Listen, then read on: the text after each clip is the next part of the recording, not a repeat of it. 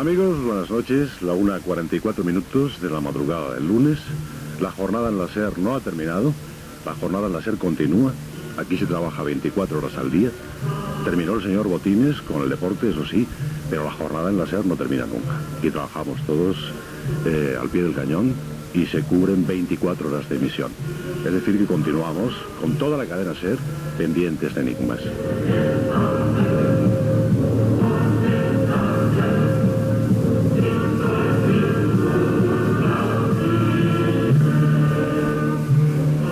Bien, esta noche, como saben ustedes, hablábamos de que 1984 sería un año posiblemente propicio para los ovnis, según las estadísticas de algunos estudiosos, como es el caso de Antonio Rivera y de otros autores, pero a mí me gusta más mencionar a los autores españoles, porque los otros autores no me interesan demasiado.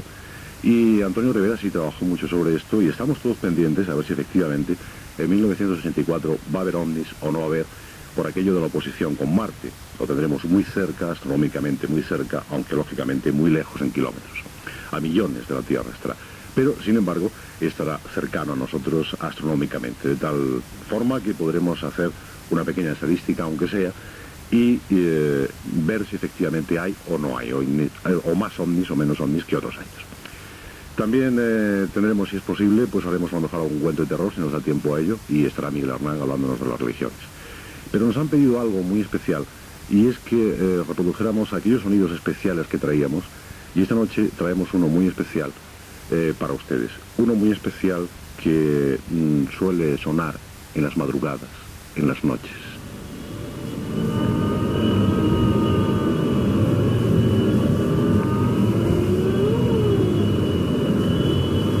Les vamos a poner a ustedes un sonido que al menos para nosotros es realmente espeluznante.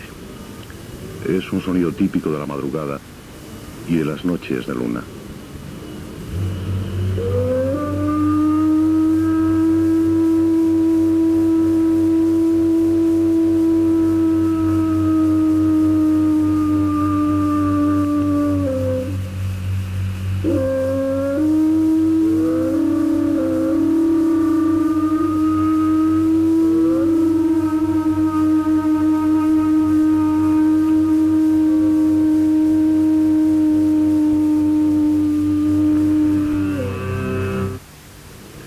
Naturalmente era el lobo.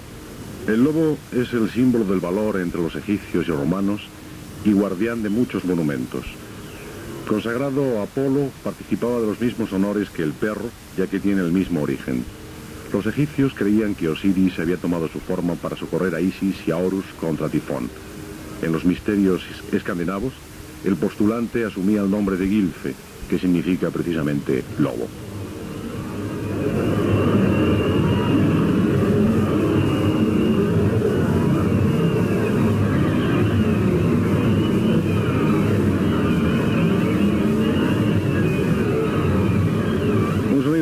Espectacular, muy curioso, y que, bueno, pues buscaremos otros para radiarlos algún que otro domingo, porque entendemos que a estas horas de la madrugada son sonidos que realmente impresionan. Pero vamos a pasar al primer tema de la noche y lo vamos a hacer hablando de ovnis y planteando de alguna manera pues lo que tantas veces hemos dicho aquí y que vamos a repetir hoy con más calma y más tranquilidad, pues no tenemos prisa ninguna, y vamos a hacerlo pasando preguntas que ustedes mismos han enviado y tratando de responderlas de una forma racional y desde luego sin dejar que nuestra mente pues vague ni divague. José Luis Velasco va a interpretar las preguntas a los oyentes y yo las iré contestando, naturalmente no según mi criterio, sino recurriendo a las fuentes tradicionales y sobre todo a la lógica, a la razón, porque cuando hablamos de ovnis tenemos que darnos cuenta de muchas cosas y vamos a intentar aclarar algunas esta noche. Hola José Luis, buenas noches. Hola, buenas noches. Hay una primera pregunta muy curiosa y la verdad es que generalmente solemos considerar el fenómeno ovni como un tema específicamente occidental, conectado con nuestra cultura y nuestro tipo de civilización, pero ¿esto es cierto? No, no lo es, y además esta pregunta se la han hecho miles y miles de científicos, porque hay que aclarar que aunque la investigación ovni aparentemente está en manos de aficionados, no es así. porque todas las potencias del mundo, luego hablaremos de ello, se ocupan de los ovnis, y no es privativo del mundo occidental, ni muchísimo menos. Este tema ya también se lo plantean los orientales, en este momento ya se lo plantean los países orientales. En la antigüedad, desde luego, también se lo plantearon porque han dejado mucho escrito sobre esto. Antes se nos decía que el fenómeno ovni era un invento de Occidente, era un invento para distraer a las masas, pero gracias a algunos investigadores, como es el caso de Andreas Faber-Kaiser, que consiguió una documentación muy extensa, pues sabemos que en Rusia el fenómeno ovni interesa mucho, interesa a unos altísimos niveles, pero desde luego lo que sí está claro es que allí es materia no reservada como en España, sino absoluto secreto de Estado. O sea, en Rusia no se puede reunir nadie a hablar de ese tema porque es un tema que afecta a la defensa nacional y entonces no se puede hablar ni en un bar, en una cafetería, ni se publican libros, ni se publican artículos. Rarísima vez ha salido algo en algún periódico, pero generalmente no se toca, públicamente no se toca. Y hay también casos en China, hay casos en África, en suma hay casos ovni en el mundo entero, eso desde luego. Lo que ocurre es que, bueno, y sobre todo en la antigüedad hay cantidad de datos, de detalles absolutamente impresionantes y que se han recogido en viejos documentos. Lo que ocurre es que, claro, la gente pues buscaba nombres y buscaba nombres de la época para ponerle aquello algo. Les llamaban escudos volantes, les llamaban carros de fuego, les llamaban naves de algún tipo, pero no les llamaban ovnis porque no tenían ni idea. Y muchos de aquellos avistamientos, lo que se ocurrió es que se divinizaron y entonces se pensaba pues que era el dios tal o la diosa cual que bajaba a la tierra. En la propia Biblia se recogen infinidad de posibilidades ufológicas que se quedan ahí en meras posibilidades, pero esas luces, esos rayos que bajan suavemente, en fin, hay una entidad, Miguel Hernán podría en algún momento hablarnos de ello, que son los tronos, y que cuando descienden a la tierra, pues esos tronos son una especie de seres de luz, y son unos seres en forma de nube, que se quedaban quietos en la cima de un monte, o sea que ya en las viejas escrituras, pues ya se habla de estos avistamientos. Lo que ocurre es que al desconocerlo completamente, bueno, pues se le ponía otro nombre. Nunca se podía suponer que eran visitas o que pudieran ser eventuales visitas de otras civilizaciones, sino simplemente se deificaba y nada más. Bien, entonces habrá que suponer que los ovnis existen. Pero, ¿qué son en realidad? ¿Naves extraterrestres? ¿Algún otro tipo de fenómeno? ¿Qué son los ovnis? Bueno, habría que hacerse preguntas muy importantes al respecto. ¿Existen o no existen los ovnis? En primer lugar, hay que ser absolutamente racionalista, absolutamente pragmático, que yo creo que es la única postura seria y que puede proporcionarnos respuestas lógicas. Y la respuesta a esta pregunta, pues es absolutamente afirmativa. Sí, existen los ovnis. Ahora, tú me preguntas que qué son. Bueno, pues no lo sé, pero su existencia es indiscutible. Pero si no queremos perder los papeles, hemos de decir que ovni es todo aquello que vuela. Esto es un tópico, un lugar común, lo sé, pero hay que repetirlo una vez más. Ovni es todo aquello que vuela y que no puede ser identificado. ¿Qué cosas pueden ser esas? Pues muchas. Desde nubes de tormenta, que son curiosamente captadas por los radares, y que, bueno, pues que te dan la impresión de un cuerpo sólido, aunque no lo son, pero bueno, ahí están. Tan es así que algunos autores pues han dicho que pilotos de líneas comerciales y pilotos militares han hablado pues de ovnis de 3 y 4 kilómetros de diámetro. Lógicamente era simplemente una nube de tormenta que estaba captando radar de a bordo y que confirmaba a lo mejor un radar de tierra, pero en ningún caso podía ser, ¿no? Entonces esas nubes se captan al radar y te dan la sensación de que es algo sólido sin serlo. También, pues, a la Tierra caen cuerpos celestes que, bueno, son meteoritos, son mayores o menores, pero que caen constantemente. Sabemos que caen a cientos de miles prácticamente al día. Al cabo del año, pues, caen millones de meteoritos, algunos grandes, y han dejado grandes huellas. También esas luces misteriosas pueden ser simplemente aviones que, por las circunstancias que sea, pues no llevan a señales legales de identificación. Para las Fuerzas Armadas de todo el mundo, los ovnis existen, eso está claro. Porque además ellos los han captado y saben diferenciar de una nube de tormenta, de un meteorito. Los han captado 1 y 1000 veces y los seguirán captando. Porque desde un punto de vista científico tenemos ya que aceptar que el fenómeno ovni existe, eso está claro. Y además no puede discutirse a riesgo de caer en la más absoluta tontería. Pero mucho más tonto es asegurar a ultranza que eso que cruza impunemente nuestros cielos, pues sean naves procedentes de otros mundos. Yo cuando oigo decir una cosa así, siento vergüenza ajena y vergüenza propia. No se puede decir todo absolutamente todo, pues son naves desconocidas. Antonio Rivera, que es un hombre muy sensato, nos dice que un 10% de los fenómenos supuestamente ufológicos, de cada 100 casos, solamente 10 quedan sin descubrir. O sea que 90 tienen causas naturales y 10 quedan sin descubrir. Pero que eventualmente muchos de esos 10 podrían ser también descubiertos. Que no lo conozcamos es otra cosa. Hay muchas posibilidades de que esos ovnis pues no sean más que un fenómeno de tipo físico que se desarrolla en la atmósfera y del que desconocemos todos los pormenores. Pero eso es posible, solamente posible, y en cualquier momento además se puede resolver esa incógnita o alguna de esas incógnitas, y todo quede aclarado para siempre o no quede aclarado. Pero yo creo que por encima de nuestras cabezas pues hay otras formas de vida. Eso lo defendía mucho Salvador Freixedo. Defendía que podía haber unas formas energéticas cuasi inteligentes que adoptaran formas extrañas, se desplazaran, se movieran, que tuvieran incluso una supuesta respuesta a determinados estímulos lumínicos desde la Tierra, como podrían ser luces, flashes, yo qué sé. Pues entonces a lo mejor esas luces respondían, ¿no? Todo lo demás, pues yo creo que, y esto de Freixedo, sin duda ninguna, también es un proceso imaginativo, absolutamente imaginativo, pero representaría adentrarnos en el puro terreno de la ciencia ficción y de la especulación. Y si estamos donde estamos, si hemos conseguido tantos y tantos avances tecnológicos, pues se debe a que nuestros científicos, los llamados sabios, han analizado cada uno de sus descubrimientos hasta la saciedad. Entonces, lo que hay que insistir es en ello, que estos señores lo están haciendo, no nos lo van a contar en definitiva en qué consiste su investigación. ¿Por qué no lo van a hacer? Bueno, pues porque los ovnis o esas luces o lo que sean, pues de alguna forma atentan a la seguridad nacional, están atentando a la seguridad de nuestro espacio aéreo. Entonces eso lógicamente tiene que estar en donde está, y la investigación tiene que llevarse a esos niveles oficiales, la investigación alta, la seria tiene que llevarse a esos niveles. Entonces, bueno, un aficionado, un dominguero, dicho sea esto, sin ánimo peyorativo y con la mejor buena fe, que sale al campo con su cámara dispuesta a captarlo todo, bueno, pues este hombre con una simple cámara, unos prismáticos, y aunque lleve películas infrarrojas y las que quiera, pues ¿qué va a descubrir si no tenemos tecnología ninguna? Si no la hay a niveles altos, ¿cómo la va a haber para investigar otras cosas? ¿Cómo la va a haber para investigar esto? O sea, esa investigación tiene que estar en donde está, en las Fuerzas Armadas o en determinados grupos científicos con grandes fondos, con una economía fabulosa para poder hacer frente a una investigación muy, muy compleja, muy complicada.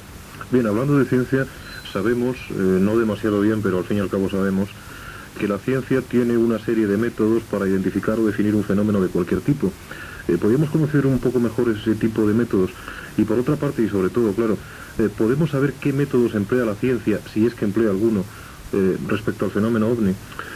Bueno, yo no sé, no podría contestar con exactitud. Lo que sí creo que debíamos hacer es marcar algo que está, o que debería estar al alcance de todo el mundo, y es los métodos de investigación. No podemos fiarnos de cualquier caso OVNI que nos cuentan, aunque nos digan, lo he investigado a fondo, porque el testimonio o el valor de esos testimonios, lamentándolo mucho, tiene que ser discutible. No podemos aceptar, un señor viene y me dice, he visto un ovni. Bueno, pues no tiene valor ninguno. Me parece que hay una frase latina, y eso es muy pedante decirlo, eso de testum unum, testum nullum. O sea que un testigo es un testigo nulo, no sirve para nada. Entonces, teníamos que ir por ahí, porque mira, cuando alguien descubre algo en el mundo científico, sea lo que sea, un medicamento, un virus, una fórmula matemática, sea lo que sea, lo primero que hace, generalmente, es comunicarlo a la comunidad científica del mundo. Creo que he encontrado esto. Y entonces en todos los laboratorios del mundo se intenta repetir ese experimento. De tal manera que los demás científicos lo confirman o lo niegan. La paternidad del descubrimiento queda lógicamente para quien lo descubrió en sí. Pero los demás lo confirman. Porque ese es el único sistema que hay. ¿Qué se hace científicamente cuando se va a analizar algo? Pues lo que se hace es, en el laboratorio, sea el laboratorio que sea, químico, físico, me da igual, es el proceso de repetición. Repetir una y otra vez el proceso de investigación, a ver si se repiten los mismos resultados. Y cuando efectivamente vemos que se repiten los resultados, entonces ya empezamos a conocer la mecánica del fenómeno. Y ese es el sistema científico. Entonces esta es la única forma que se puede hacer. Cuando toda la comunidad científica está enterada de un fenómeno, se emprende, yo creo que una tremenda lucha, a través de la cual se obtiene la luz o se desecha el experimento. Otras veces los científicos, la verdad es que trabajan en el más absoluto secreto y solo comunican sus hallazgos cuando están seguros, completamente seguros, de la veracidad de su investigación, cuando es algo muy arriesgado o algo que va a romper de alguna manera los esquemas de la ciencia. Así ha sido siempre. Entonces los ovnis, como fenómeno físico, han interesado a la mayoría de los astrónomos del mundo, a los científicos que trabajan para las grandes potencias. Pero la verdad es que poco a poco se han ido desanimando, porque no han obtenido ningún resultado, o resultados muy canijos, muy pobres. Entonces no pueden continuar, no se pueden seguir entregando fondos, valga la redundancia, a fondo perdido, cuando ese fenómeno está existiendo desde la más remota antigüedad y no se ha llegado a ninguna conclusión. Por lo tanto, se emprende una investigación y se suele abandonar por aburrimiento. Y lo vemos como la mayoría de los investigadores, no ya los oficiales, sino los privados, van abandonando el tema. Llega un punto en que lo empiezan a abandonar porque no descubren nada. Entonces se cansan. Y las pruebas que hay también hay que reconocer que no son totalmente fiables. El hecho de que nos digan que de cada 100, 90 son causas naturales o demostrables. 10 se quedan en el más tremendo enigma. Muy bien, pero eso, es un enigma, pero eso no demuestra nada. Entonces hay que tener en cuenta también que unos nos dicen que son simplemente luces, otros que son naves circulares con una altísima tecnología, inimaginable para el hombre de la Tierra. ¿Cómo podemos pasar de una luz, simplemente una luz, a una cosa una luz cuasi mágica, a algo tecnológico con ventanitas, tornillitos, lucecitas? Arranco yo el cartel no sé por qué muevo tanto las manos. Y la verdad es que no, seguimos hasta las 3, perdón, esto siempre lo hago el paréntesis, aunque sean las 2, seguimos hasta las 3. Entonces, este es el tema, que hay mucha leyenda, que los científicos a lo mejor dicen que tienen un ovni en su poder. Bueno, yo no me lo termino de creer, esto me parece realmente curioso. Hay todo un libro que se llama El Incidente, donde nos cuentan la historia de unos ovnis que cayeron accidentados y los cogieron. Antonio Rivera lo recoge también en su libro Máquinas del Cosmos. Bueno, pero seguimos jugando a la teoría. No hemos visto esos ovnis, no hemos visto esos cadáveres de supuestos extraterrestres. Entonces, como no lo hemos visto, no podemos decir que efectivamente existe. Las pruebas parecen confirmarlo, pero solo lo parecen. Entonces, si hiciéramos un juicio a través de todos los sistemas jurídicos del mundo, no podríamos demostrar la existencia de los ovnis, pero tampoco podríamos dejar de demostrarlo. O sea, que sería el eterno dilema. Bueno, en cualquier caso, tú ya has esbozado un poco algunas teorías. ¿Qué teorías se han formulado ya, pues científicas, especulativas o abiertamente fantásticas respecto al fenómeno ovni? Bueno, hay, como es lógico, cantidad de teorías. Cuando no se sabe nada de algo, no se sabe nada en absoluto de algo, o se sabe muy poquito, naturalmente hay muchísimas teorías. Hasta que se descubre, entonces no hay más que una, que es la auténtica. Entonces ya no es teoría, sino que es un axioma, y se acabó. La primera y principal, yo diría que es lo de naves procedentes de otros mundos. Esto, lógicamente, es pura especulación. Desde un punto de vista racional, aunque las pruebas avalen esta teoría. Las pruebas, valorándolas, pues no sé, de una forma ponderada incluso, ¿no? Bueno, pues posiblemente, ¿por qué no? Llegaremos más adelante a teorías de la posibilidad de vida en otros mundos. Pero de momento la de que vengan hasta aquí es muy peliaguda, es muy seria. ¿Por qué van a venir hasta aquí? Yo no veo ninguna razón importante. Hay una fundamental, ¿no? Este planeta tiene agua y en el sistema solar no hay ningún otro que tenga agua, ¿no? Este planeta tiene electricidad y en ningún otro planeta, pues, que esté deshabitado va a haber electricidad artificial, digamos, si es que este término es válido. Quiero decir, electricidad manejada por el hombre. Se han visto a veces extraños discos luminosos que se ponían en las cercanías de redes de alta tensión y parecía que estaban absorbiendo realmente energía de esos gruesos cables. Cuando el famoso apagón de Nueva York de 24 horas exactas, pues parece ser que se vieron ovnis, supuestos ovnis, absorbiendo energía de aquellas redes de alta tensión, ¿no? Entonces esa podría ser una posibilidad. Bueno, pues esto es una especie de estación de servicio donde se puede coger todo gratis, además, porque nadie les va a cobrar por el agua, y a ver quién les cobra la luz que nos quiten, a ver quién es el valiente que suba y a pasarles un recibito, ¿no? Entonces es imposible, ¿no? Pero que es una de las teorías que se pueden manejar. Bueno, de acuerdo, de otros mundos, ya llegaremos a ese tema. Fenómenos físicos de la atmósfera. Esta es pura especulación, y yo creo que el que la ha manejado, como decía antes, es Salvador Freixedo, diciendo que son, pues, no sé, unos seres cuasi angélicos o cuasi demoníacos, no lo sé, es una postura especulativa, totalmente especulativa. Pero claro, tampoco lo podemos negar, porque tengamos en cuenta una cosa: si en la Edad Media nos hubieran dicho que existían los microbios y los virus, y nos hubieran explicado cómo eran, ninguno de nosotros hubiéramos creído en ello. ¿Por qué? Porque no teníamos la posibilidad de verlo. ¿Qué ocurre? Que un panadero, porque fue un panadero además, me parece que holandés, el hombre va e inventa el microscopio, lo descubre un juego de lentes a través del cual, bueno, pues se veía todo muy aumentado, y empieza a encontrar cantidad de cosas, entre ellas pues virus, microbios, perdón. Los virus no son visibles con un microscopio óptico, solamente se pueden ver con un microscopio electrónico. Pero bueno, pues se descubrió otro nivel de vida que era desconocido, totalmente desconocido. Entonces, a lo mejor, si dispusiéramos de la tecnología suficiente, que no se ha inventado tal vez, para descubrir esas entidades que supuestamente están viviendo en la alta atmósfera, pues entonces a lo mejor lo teníamos ya ahí, teníamos la explicación. Viajeros del tiempo. Esta es una teoría muy bonita que, fíjate que se nos dice ni más ni menos que son viajeros del tiempo y posiblemente procedentes de la Tierra. O sea, esto ya es demasiado. Viajeros del futuro que vuelven al pasado para conocerlo en profundidad. Es, yo creo, la teoría más descabellada, porque esto es ya entrar de lleno en el mundo de la ciencia ficción, y esto no es más que un género literario, yo diría que ya antiguo, un género muy respetable, desde luego, y que, bueno, ha dado grandes novelas, grandes obras. A mí me encanta la ciencia ficción, me divierte mucho, y sé que hay muchos seguidores de la ciencia ficción. Pero, bueno, no es más que eso, ciencia ficción. La propia palabra lo dice. Hacemos ficción con los elementos científicos que más o menos conocemos. Ahora también, aparte de libros, también hay ciencia ficción cinematográfica.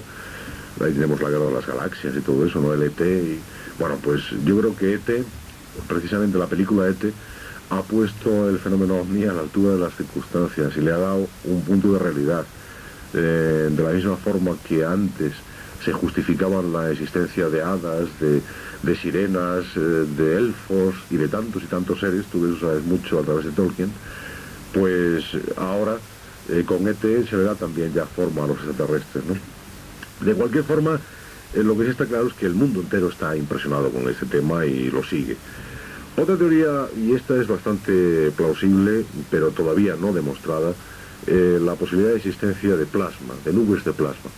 La nube de plasma, pues como tantas y tantas cosas, por ejemplo partículas que se han ideado matemáticamente, pero que no se podía demostrar su existencia, porque son partículas que nacieron cuando se creó el universo, pero que se extinguieron. Partículas atómicas, subatómicas, yo qué sé, pero que desaparecieron. Entonces ahora, cuando se reconstruye aquel Big Bang inicial de la creación del universo, pues efectivamente en el laboratorio aparecen partículas que se habían imaginado, pero que no se habían podido jamás capturar. Y ahora al reproducir en un laboratorio se capturan. O sea, son energías que vivieron y que desaparecieron. La nube de plasma yo creo que no se ha podido todavía demostrar su existencia, pero posiblemente, estoy cogiendo un tono político extraño, parezco totalmente que un político hablando. Al final de la frase, y me da miedo esto, no sé por qué cuando hago una frase larga termino en político, pido perdón por ello. Teoría, nubes de plasma, teoría plausible, pero no demostrada. Rayos en bola, eso es una cosa muy graciosa, el rayo en bola. Ese es un extraño fenómeno que ha de producirse lógicamente en tiempo de tormenta, y que según algunos críticos es mucho más difícil de ver que un auténtico ovni en el sentido platillista de la palabra. O sea que el rayo en bola, ¿quién ha visto un rayo en bola? ¿Quién ha fotografiado un rayo en bola? Yo no lo he visto jamás, nunca. Tampoco he visto un ovni seguramente, bueno, pues muy bien, pero entonces tampoco me creo el rayo en bola. Y cuando los científicos se ponen burros y empiezan a decir que no al ovni, que no, yo le digo que no al agujero negro. Si ellos no se ven el ovni, ¿por qué voy a creer yo el agujero negro? Y porque ellos me lo demuestran a mí, ¿cómo me lo pueden demostrar? Ellos dicen, el día que capturemos un ovni y lo desmontemos en el laboratorio, creeremos en ellos. Yo les digo, el día que me enseñéis un agujero negro, creed en el agujero negro. Hombre, esto es jugar con las palabras. Que duda cabe que el agujero negro existirá, seguro que existirá, y a lo mejor el ovni no. El ovni como lo piensan los platillistas. Hay grandes platillistas en este país, grandes seguidores del platillo. Viven de él, vamos, ¿no? No del de pedir, que el platillo volante de energía. Entonces es lógico que ellos lo defiendan. Yo quiero estar entre uno y otro, escuchando todas las teorías y divirtiendo un montón, pero siendo amigos de los que dicen que sí, de los que dicen que no. El que quiera ser enemigo, allá él. Pero a mí me divierte mucho. Mira, Antonio Rivera estoy seguro que me está escuchando, y si no, su mujer le está grabando el programa, y él lo oye mañana. Y estoy seguro que no se enfada para nada con lo que yo estoy diciendo. Todo lo contrario, se sonreirá o se reirá mucho, porque él es así. Bueno, también otra teoría que se maneja es que sean máquinas de guerra, pero de países de la Tierra. Esta teoría es bastante seria, no hay que echarla a saco roto, y estamos seguros, yo por lo menos estoy seguro, de que tanto rusos como americanos han intentado alguna vez, y lo siguen intentando, tal vez, para mí ya lo hayan conseguido ya, la construcción de máquinas voladoras de las características del OVNI, es decir, de tipo circular, y un sistema de desplazamiento basado en la gravedad o en la antigravedad, que serían las dos fuerzas a manejar. Y no olvidemos que lo circular es lo que mejor vuela. Si un niño intenta hacer un avión de papel, de madera, de lo que sea, le resultará muy difícil hasta que aquello vuele. Pero si coge un simple disco, no disco musical, no puede ser una pena al precio que están, aunque algunos son para tirarlos, la verdad es esta, ¿no? Pero un disco de cartón simplemente y lo lanza al aire, pues se dará cuenta que llega a una tremenda distancia, que planea perfectamente, que va girando sobre sí mismo, que tiene un vuelo perfectamente regular hasta que pierde su impulso y que además alcanza una tremenda distancia. Entonces, el sistema circular es mucho más lógico para volar que un avión, eso está claro, que un avión con las características actuales. De la misma manera que las ondas hertzianas que descubre Marconi, pues es un sistema arcaico de transmisión, y Marconi, que yo creo que descubrió el rayo láser, pues si hubiera puesto en marcha el rayo láser en vez de las ondas hertzianas, hoy día estaríamos emitiendo radio por rayo láser, que sería muchísimo mejor técnicamente, con más calidad, con más posibilidad de canales y sobre todo con más posibilidad de perfección a través del rayo láser que de la onda hertziana. Entonces, al intentar el hombre volar, lo intenta todo, pero claro, no cae en lo circular, y lo circular es lo que mejor vuela, eso está claro. Y así podríamos seguir, yo que sé, pues hay infinidad de teorías, muchas más, tal vez demasiadas, pero yo creo que quedaríamos interminable la lista. Yo os he querido hacer un repaso pues de las más populares. De todas formas, y mientras los científicos callan y callan porque no pueden demostrar nada, algunos han querido desautorizar el fenómeno y han caído, ya hoy día caen en el ridículo. Ya nadie se plantea seriamente que los ovnis no existen en el sentido físico de la palabra. Lo que sí se pueden discutir son las teorías. Pero tampoco se puede aceptar a pie juntillas lo que nos cuentan los escritores de estos temas. O sea, hay que ser ponderados. Y como dice Miguel Arna muchas veces, el respeto tremendo que se le tiene en este país a la letra impresa. La letra impresa no tiene tanto valor, se puede mentir tranquilamente y se puede fabular con letra impresa. O sea, que no solamente se miente hablando, sino también escribiendo. Entonces, hay muchos que cuentan la verdad y hay muchos que mienten. Entonces estamos en un tremendo enigma, con el fenómeno OVNI se está en un tremendo enigma. ¿Cuándo se va a descubrir? Yo no lo sé. Honradamente creo que nunca. Honradamente yo creo que ninguno de los que estamos aquí vamos a descubrir jamás si efectivamente son naves de otros mundos o no lo son. O si es un fenómeno puramente físico que está ahí nada más, un fenómeno cualquiera de la atmósfera. No lo podemos demostrar. Bueno, lo cierto, perdón, es que efectivamente no sabemos lo que es el OVNI. Pero el hecho de dedicarse en una u otra medida, cada cual dentro de sus posibilidades, a su estudio, a su seguimiento, ¿es una pérdida de tiempo o puede reportarnos algún tipo de ventajas? Bueno, hay gente que, hombre, no te voy a decir que sean millonarios, pero que desde luego han ganado muchísimo dinero con los ovnis, o sea que ventajas algunos sí se las reportan, eso está claro. Hay gente que no se ha enriquecido, excepto 2 o 3 autores en el mundo que sí han ganado mucho dinero y que lo siguen ganando, como es el caso de von Däniken, ¿no? Que bueno, ha vendido 50 y tantos millones o 60 millones de libros. Entonces, lógicamente, es un hombre muy envidiado. En cuanto se habla de Däniken, todo el mundo saca el cuchillo de matar y va por él, a ver si le puede destrozar como sea, porque chincha, ¿no? Eso de que un señor venda 60 millones de libros, eso, vamos, eso destroza el alma a cualquiera. No sé, quitando a Vizcaíno Casas, yo creo que a los demás les tiene que sentar como un tiro, porque Vizcaíno debe vender por ahí aproximadamente, ¿no? Entonces a los demás les sienta muy mal. Pero Däniken ha sido un hombre que se lo ha montado muy bien porque yo diría que Däniken es una especie como tu Tolkien famoso, que se ha inventado las cosas y se ha inventado una mitología, se ha inventado toda una mitología platillista y una mitología de guerra galáctica. Entonces el campo de batalla era la Tierra y venían de otros mundos a luchar al nuestro, y encuentra cualquier piedra redonda que encuentra enseguida y dice, mira, aquí tengo la prueba. Bueno, pues Däniken le pasa un poco como a otros autores de ficción que han abierto los ojos a mucha gente que les han hecho caer en un tema que ellos no se habían preocupado jamás, ¿no? Entonces, ¿qué ocurre? Pues que chavales que empiezan a leer a Däniken y se entusiasman y se creen todo lo que cuenta Däniken. Cuando tienen un par de años más, dicen, bueno, este tío es un rollo, este tío es un cara... Pero dejan a Däniken, pero ya tienen ese gusanillo de la inquietud. Entonces hay una cosecha muy importante que se puede recoger cuando se analiza el fenómeno OVNI, pues que es, por ejemplo, nos interesamos inmediatamente por astronomía. ¿De dónde pueden venir? Entonces empezamos a especular sobre las grandes distancias del espacio. Y empezamos a especular con eso, empezamos a conocer el sistema solar, empezamos a conocer no solamente ya los planetas, sino que empezamos a interesarnos por satélites que supuestamente pudieran ser artificiales, empezamos a darle vueltas a las cosas, caemos en filosofías, nos interesa la medicina, nos interesa la psicología, nos empiezan a interesar tal cantidad de temas que, lógicamente, las gentes normales, la gente, porque hay mucho loco del OVNI, esto está claro. Mucho, cuando digo mucho, son unos cuantos, ¿no? Son, no sé, un porcentaje bajo de la población. Hay mucho interesado, mucho curioso, pero gentes normales. Y luego están los alucinados, los supuestos contactados con todos los respetos.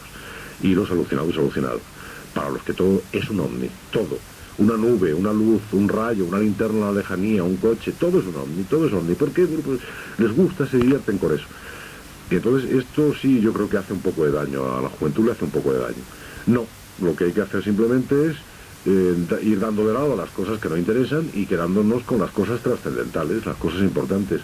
Y hay grupos de chavales fantásticos que han aprendido astronomía, que han aprendido matemáticas, que han aprendido geografía, que han aprendido montones de cosas y han empezado con el tema OVNI.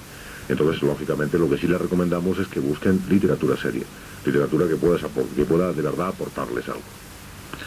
Bien, pues vamos a suponer que en esos planetas que podemos conocer mejor a través de la astronomía y de esas otras ciencias que como nos decías, pues son necesarias para hacer un estudio serio de los ovnis, existen seres, vamos a llamarlos así, inteligentes. Si de verdad existen, ¿qué grado de civilización, qué grado de cultura podrían tener? Bueno, la verdad es que antes de hacerme esta pregunta ya planteabas algo por el estilo, más o menos. La pregunta de si hay vida o no hay vida en otros planetas, creo yo, ¿no? Primero, si te parece, ¿no? Sí, cómo no. Entonces, la respuesta tiene que ser afirmativa también. Yo creo que tiene que ser afirmativa. Si hay millones y millones de estrellas repartidas por el firmamento en nuestra propia galaxia, pues yo creo que hay miles y miles de ellas, cientos de miles de ellas, que tienen las mismas características de nuestro Sol. Es lógico pensar que en alguna de ellas se ha podido repetir el milagro de la vida. Vida vegetal, vida animal, y también, ¿por qué no?, pues vida inteligente si ha habido tiempo para ello, ¿no? Científicos de gran talla, científicos serios, como es el caso de Carl Sagan y de otros muchos, pues admiten ya afortunadamente que infinidad de mundos pueden estar habitados por seres inteligentes. Esto es absolutamente científico, aquí ya no hay, aunque es especulación científica, pero es un campo absolutamente científico. ¿Por qué no va a haber vida en otros mundos? Yo creo que sí que tiene que haberlo. Está muy claro, si lo creen otros mucho más serios y más informados que yo. Lo que pasa es que es muy difícil que algunos planetas reúnan las mismas características que el nuestro, como son el agua, como es la atmósfera, la temperatura adecuada, más el tiempo suficiente para que la vida surja. Porque imaginemos que hay un planeta como el nuestro en cualquier punto de la galaxia. Bien, de acuerdo. Pero ¿tendrá tiempo suficiente? Su estrella, la estrella de la que vive, ¿le dará tiempo suficiente para que la vida se genere allí? Supongamos que tiene que haber aire, tiene que haber agua, tiene que haber amoníaco, tiene que haber todo tipo de gases y tiene que haber además unas determinadas cargas eléctricas que generen la vida, ¿no? Que pongan la vida en marcha. Bien, pues entonces tenemos que pensar que sí, que por qué no va a pasar, si hay millones, cientos de miles de millones de posibilidades de que ocurra. Nuestro Sol es una estrella del tipo G, lo que significa que es una estrella de poca importancia, y tiene girando a su alrededor ni más ni menos que 9 planetas, y un 10º por descubrir, que parece ser que está muy cerquita del Sol, se acaba de descubrir ahora, uno muy chiquitito. La ciencia actual nos dice de manera contundente que cada una de las estrellas del firmamento, hay que fijarse muy bien en esto, cada una de las estrellas, y hay millones y millones, tienen asimismo una serie de planetas girando a su alrededor. Por lo tanto, es fácil teorizar al respecto y decir que al menos, en una primera hipótesis, todas las estrellas pueden tener uno o varios planetas habitados. Esto es en pura teoría de trabajo, como es lógico, dejando de lado algunas de las más frías y otras, me refiero a estrellas, frialdad de la estrella, ¿no?, que son tan frías que lógicamente no generan el suficiente calor como para que haya vida en ninguno de sus planetas, y otras excesivamente calientes, Lógicamente, pues el fuego de esa estrella llegaría hasta los confines de su pequeño universo, de su sistema planetario, y no sería posible tampoco la vida. Pero quedándonos solamente con todas las estrellas de tipo G. La G indica una temperatura que corresponde exactamente a 6.000 grados Kelvin. Pues tendremos millones y millones de estrellas absolutamente similares al Sol, por lo tanto con posibilidades estadísticas de contener vida. Y si las condiciones que se dieron a la Tierra cuando la vida surgió se han dado en alguno de esos mundos remotos, sin duda en algunos de ellos habrá seres. Pues se pregunten exactamente igual como lo preguntamos nosotros, ¿habrá vida más allá de aquí? ¿Habrá vida en esas luces que veo brillar en el firmamento? Vamos entonces a esa segunda parte de la pregunta. ¿Qué nivel de inteligencia pueden tener? ¿Cuál puede ser su cultura, su civilización? Esta es una cuestión realmente importante, porque independientemente de que haya o no haya vida en esos supuestos planetas, hemos de considerar varios factores de la máxima importancia. ¿En qué edad, históricamente hablando, se encuentran los habitantes de esos mundos? ¿Están en la edad de piedra? ¿Son simplemente seres que están saliendo de la irracionalidad, que empiezan ahora a pensar? ¿O por el contrario están mucho más avanzados que nosotros? Han evolucionado tanto que hasta son capaces de visitarnos. La verdad es que nadie lo sabe con certeza y solo podemos movernos en el mundo de las teorías. Pero hay que tener en cuenta también las inmensas distancias que nos separan. Millones y millones de kilómetros. La estrella más cercana, no recuerdo ahora si es Tau Ceti o Epsilon Eridani, pero vamos, más o menos están a las mismas distancias, están a 8 o 9 años de la Tierra. Esto supone que si la luz viaja a 300.000 kilómetros por segundo y desde la estrella más cercana tarda 8 o 9 años en llegar hasta nosotros, desde Tau Ceti o Epsilon Eridani tarda de 8 o 9 años en llegar esa luz a nosotros.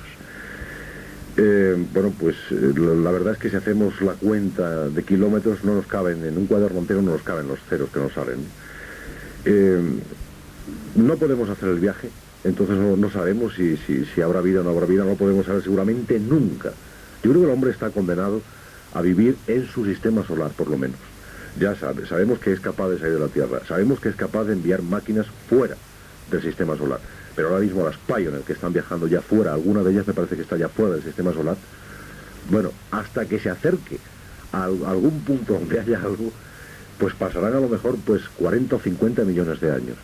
Dentro de 40 o 50 millones de años, suponiendo que estemos aquí, ¿quién se va a acordar del Pioneer? Nadie en absoluto. Entonces, difícilmente vamos a comprobar si hay o no hay vida en esos planetas. Yo creo que nos es prácticamente imposible visitarlos, físicamente visitarlos.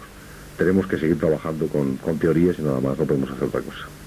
Bueno, hay quien quizá tratando de salvar esas distancias físicas reales trata de comunicarse con los supuestos extraterrestres a través de a través de métodos parafísicos como la escritura automática, etcétera. Y otra gente más práctica, más científica lo intenta a través de la radio. De hecho, hemos oído hablar de ciertas captaciones de ruidos cósmicos, incluso de algunos sonidos que tenían apariencia de mensajes. ¿Podríamos comunicarnos por radio con otros planetas? Bueno, vamos a quedarnos con Tau Ceti y calculamos, no sé si estoy en lo cierto o no, 9 años luz de distancia. Si nosotros enviamos una señal radio dirigida a Tau Ceti, tardará 9 años en llegar. Desde la Tierra a Tau Ceti, 9 años. Supongamos que en Tau Ceti hay algún planeta habitado y que tiene tecnología suficiente o hemos coincidido tecnológicamente y es capaz de captar ese mensaje.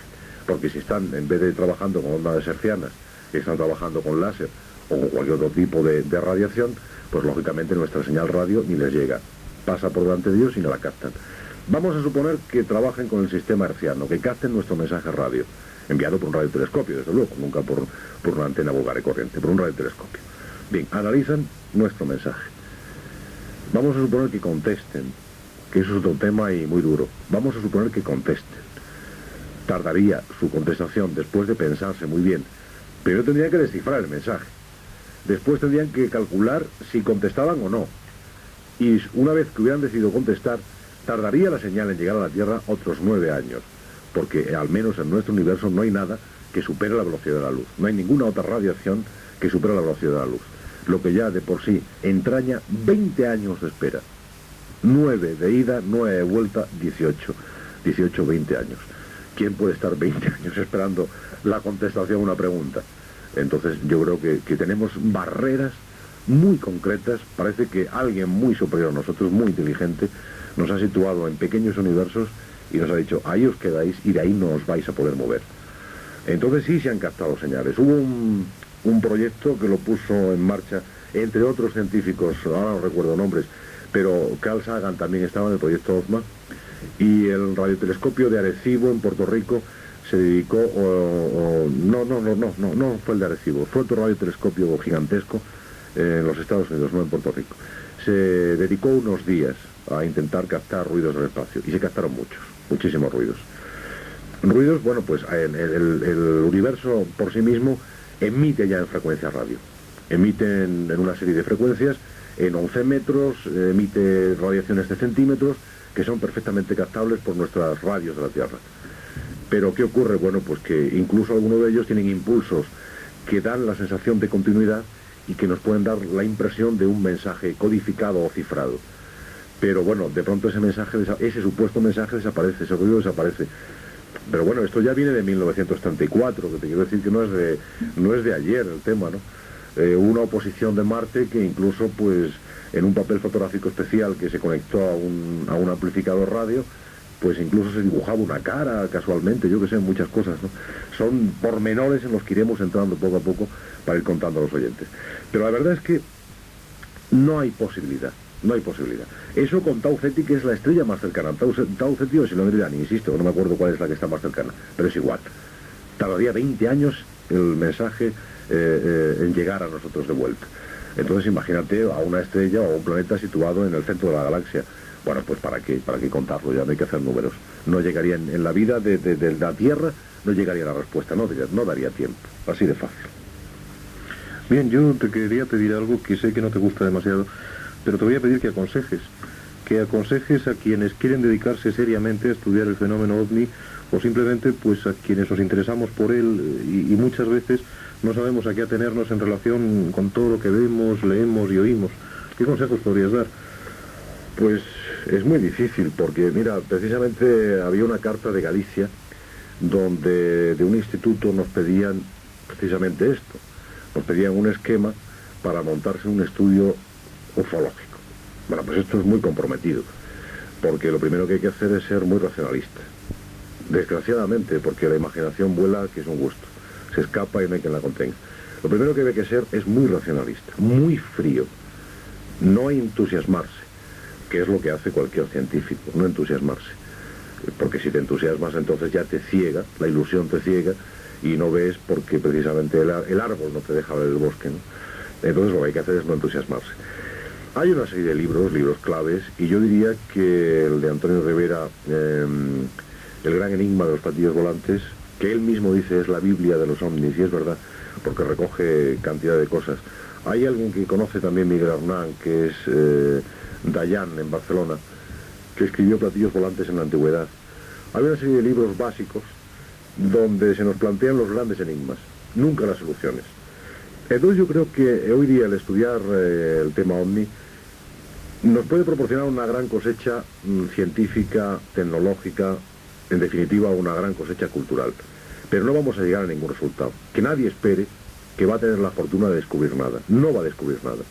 Lo único que va a hacer es acumular casuística, coleccionar fotografías, cargarse de libros, de diapositivas, de infinidad de material que ya hay publicado en revistas, en libros, e incluso hay un material ahora que yo, como no estoy en línea de denuncia, no voy a denunciarlo, pero que se están vendiendo supuestas documentaciones secretas ufológicas. Eso tiene mucha gracia porque se vende a un buen precio.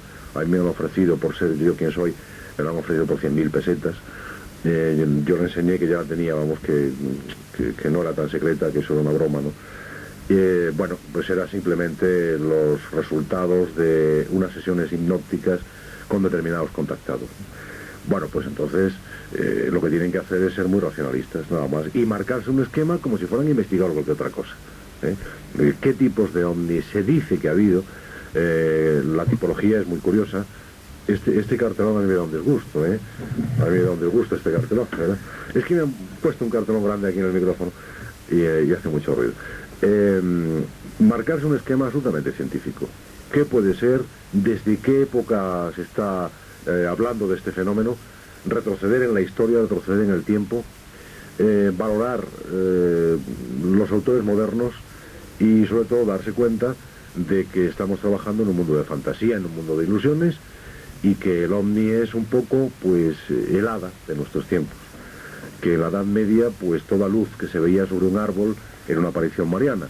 Era la Virgen María que se parecía, o era un ángel que anunciaba algo. Y en estos tiempos, en una época absolutamente tecnológica, pues lógicamente tienen que ser naves procedentes del espacio. Entonces que se lo planteen así, con una tremenda frialdad. Y podrán pues avanzar en otros campos, pero no descubrirán nada sobre los ovnis. ¿Qué más tienes? Pues nada más, yo te podría decir alguna cosilla, pero pues adelante. No tiene demasiada importancia. Tú hablabas antes de los planteamientos científicos, bueno, que tal y como está la tecnología que hoy por hoy conocemos, hacen imposible la comunicación con otros planetas. Pero tú también decías antes que si nos hubieran hablado hace años de virus, de bacterias, no nos lo hubiéramos creído. Quizá existen otras formas de energía, otras formas de radiación que hoy por hoy no somos capaces de conocer y que tal vez otras civilizaciones más adelantadas que la nuestra sí conozcan. Ya, pero ten en cuenta una cosa, que si la propia luz no es capaz, porque ni siquiera llega a los 300.000 kilómetros por segundo, que no los alcanza, hemos de suponer que no hay nada que pueda superar esa velocidad. ¿Y si lo hay?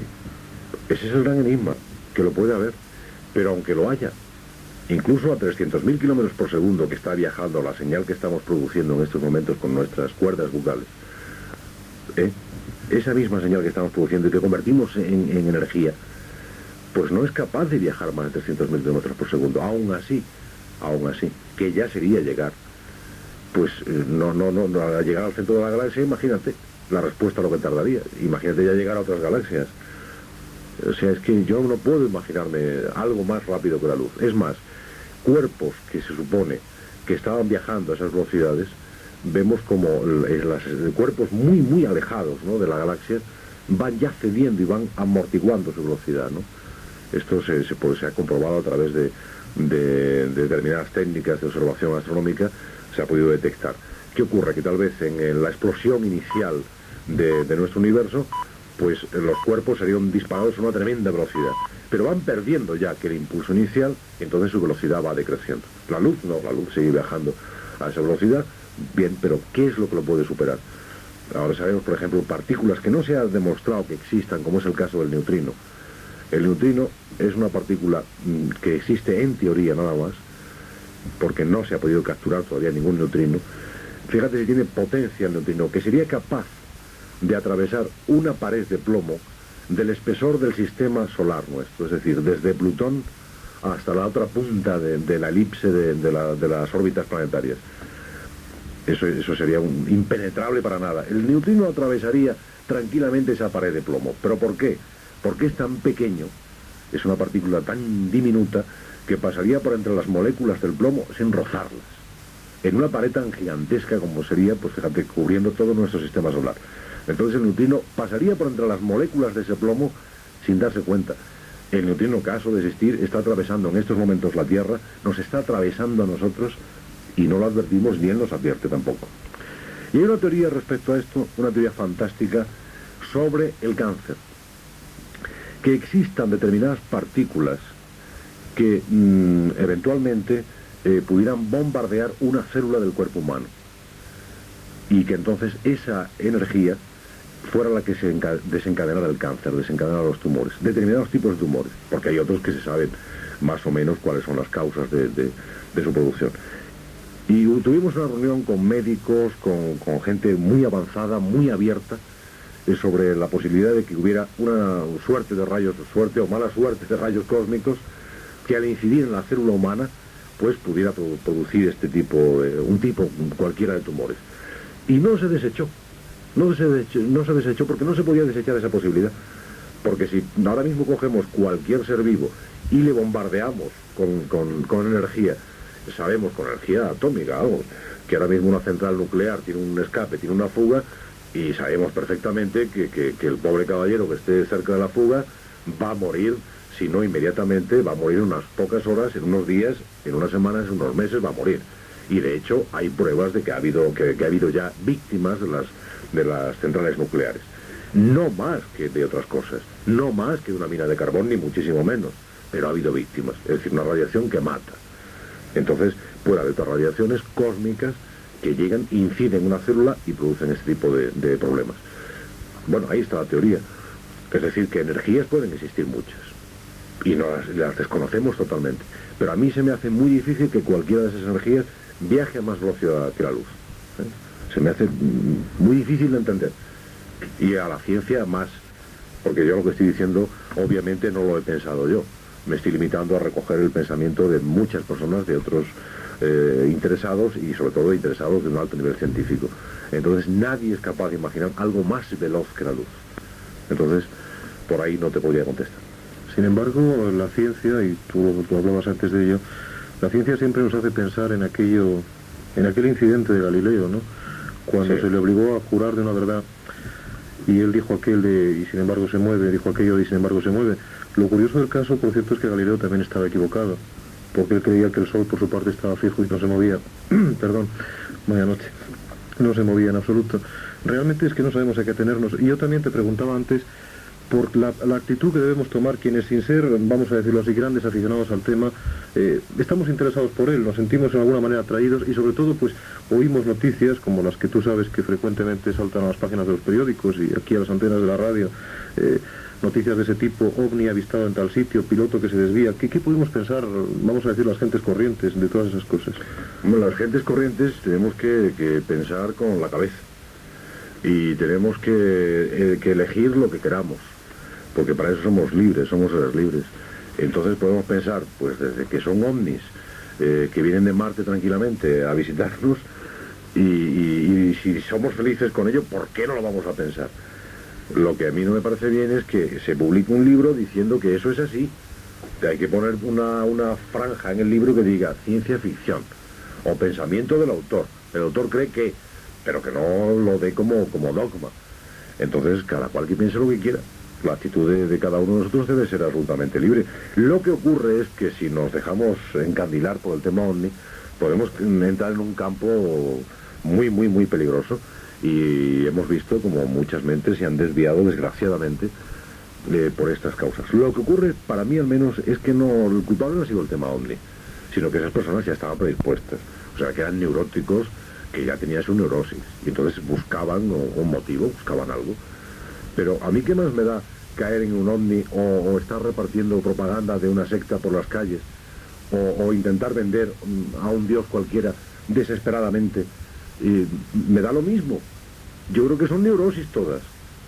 El señor que tiene una fe, que cree en algo, yo creo que no tiene que venderla para nada, no tiene que hacer proselitismo para nada. Si es feliz con ello, pues allá él, que viva su vida, que para eso es libre. Pero lo que no se puede intentar es, pues eso, hacernos como con ruedas de molino y decirnos que vienen de Marte, que vienen de Venus, que vienen de... Pues vengan de donde quieran, pues muy bien, pues bienvenido sea.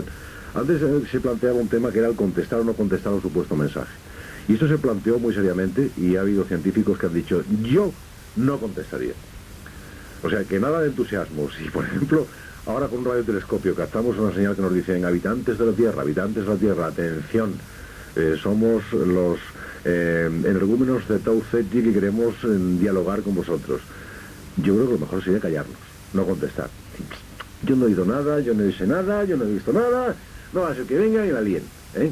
Porque que duda cabe que cuando una civilización incide en otra, la destruye, de alguna forma la destruye, al alterarla la destruye. El hombre tiene que evolucionar por sí mismo, tiene que buscar sus caminos por sí mismo y no se puede dejar convencer absolutamente por nadie. Entonces, yo no contestaría. Y de hecho lo hago muchas veces, no al teléfono lo cojo. No va a ser algún marciano que quiera comunicarse conmigo. No, yo no contestaría, porque creo que es una agresión. Si yo voy a llamar a tu puerta es porque yo busco algo, yo quiero algo. Yo no creo en eso de que vengo cargado de amor y de paz y que mi ovni es la luz, porque ten en cuenta que yo tengo ahí cosas, y tú las has visto, donde nos dicen que el ovni es un Jerusalén, el nuevo Jerusalén, que desciende de los cielos y que viene a iluminarnos y que viene a transportarnos. Se habla incluso de que los ovnis, no sé qué año, porque todos los años parece ser que es este y luego no, que es el otro, se llevarán a 144.000 justos. Los demás matarile, comprenden, los demás, como dice Salvador Frisedo, caña el mono que aguanta tela, pero se llevarán a 144.000. ¿Por qué 144.000? Yo no comprendo que pueda haber un señor que sea tan estúpido, tan cretino, que se lleve solamente a 144.000. Y además, ¿por qué se va a llevar a tanta gente? Yo no lo entiendo, es que creo que el tema da para ponerte serio, para hacer humor, el tema te da para todo lo que quieras. El tema OVNI es riquísimo, es muy rico, es un tema que da gusto meterse en él. Pues mira, en este momento la bibliografía ufológica estará, sin exageraciones, estará en España, tanto editado quiero decir en español, perdón, tanto editado en Argentina, en la América española, como en la propia España. Habrá alrededor de 7.500 libros dedicados al tema OVNI. Habrá alrededor de 700 y pico publicaciones mensuales, semanales, que se dedican al tema OVNI. Y hay gente tan honrada, como es el caso de Andreas Soderkaiser, que tuvo un mundo desconocido durante un montón de años, que cuando se acabó el tema dijo, se acabó, y lo dejo, porque ya no puedo decir más, ya no puedo contar más, tendría que empezar de nuevo y tendría que empezar a repetir. Y fue tan honesto que dejó la revista, que además era parte de su alma, y la dejó. Y tú sabes que seguidor de ustedes, pues cuando llegó un punto que ya no había nada más que contar, pues entonces también dejamos de hablar de esos temas. Se habla ahora, ¿por qué? Pues porque hay nuevos oyentes, porque hay otras personas que no nos oyeron en la etapa anterior y les contamos cosas, pero eso sí, desde un punto de vista racional y frío, absolutamente frío. Que de vez en cuando entramos en la fantasía, para eso el programa se llama Enigmas, pero cuando comenzamos esta etapa y dijimos que iban a ser enigmas, les dijimos, a veces contaremos verdades y a veces contaremos mentiras. Serán ustedes los que tengan que decidir cuándo decimos verdad y cuándo decimos mentira. Y ese es el gran juego para mí. El juego importante es que son los oyentes, es el lector, es el interesado en suma quien tiene que descubrir dónde está la verdad y dónde está la mentira. Ese es el gran juego. Porque si le decimos ya dónde está la verdad y dónde está la mentira, hasta donde hemos llegado nosotros, yo creo que no tiene sentido la vida de los demás. Cada cual tiene que buscar por sí mismo. El problema es que tú antes comparabas, qué comparación, Dios mío, a Erich von Däniken con Tolkien. E incluso se podría haber comparado a otros autores con la salvedad de que son muy malos, pero también se les podría haber comparado. No, hombre, pero salvando las calidades. No, aparte de calidades, es que hay una gran diferencia, claro, que Tolkien nunca creyó que lo que él contaba fuera cierto, ni pretendió hacérselo creer a nadie. Pero el grave problema es que esta gente sí lo pretende. Pero ¿cómo no lo va a pretender? Pero tú dile a Däniken que no crea, ¿cómo no va a creer? Tú le dices a Däniken, ¿usted cree en los ovnis? Y yo no he visto ninguno, porque él lo confiesa, yo no he visto nunca ninguno, pero sí creo en ellos. Pero ¿cómo no va a creer si es millonario gracias a los ovnis? ¿Cómo te puedes hacer millonario con una cosa que no existe? El hombre tiene que creer forzosamente. Claro, ¿cómo no va a creer? Yo te aseguro que Tolkien también hizo... Hombre, vete a Roma y pregúntale al Papa si cree en Dios o no cree en Dios. ¿Qué te va a decir el Papa? ¿Qué te va a decir? Pues menudo exclusiva si me dice que no, verdaderamente. Claro. Sí. ¿Tú te acuerdas del chiste aquel de los astronautas, no? Sí. Pues vamos a contarlo para los oyentes. Unos astronautas van al espacio en un vuelo maravilloso de meses, al final vuelven a la Tierra y empiezan a visitar países del mundo. Llegan a Rusia y hablan con el que en ese momento quede vivo, de los ancianitos de Moscú, y le dice 100 millones, o 1.000, o 2.000, o 100.000 millones de rublos para que yo me calle. ¿Pero qué dice? ¿Por qué? Porque hemos estado en un viaje por el espacio y podemos demostrar que existe Dios. Y entonces, naturalmente, el ruso paga. Luego van a Roma y hablan con el Papa. Le dicen, tantos millones porque hemos estado en el espacio y podemos demostrar que no existe Dios. Y el Vaticano paga.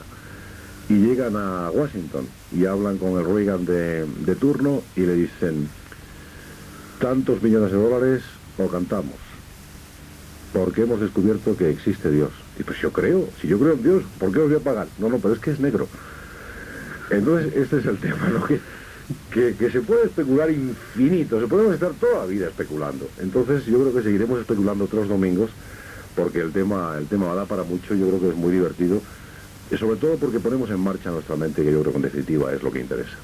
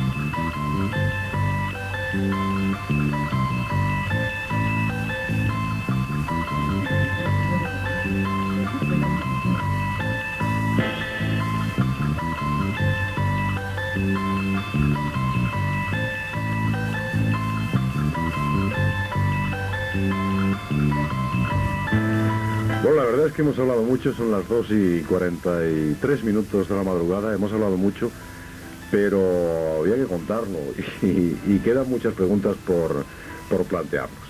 Pero vamos a pasar a otro tema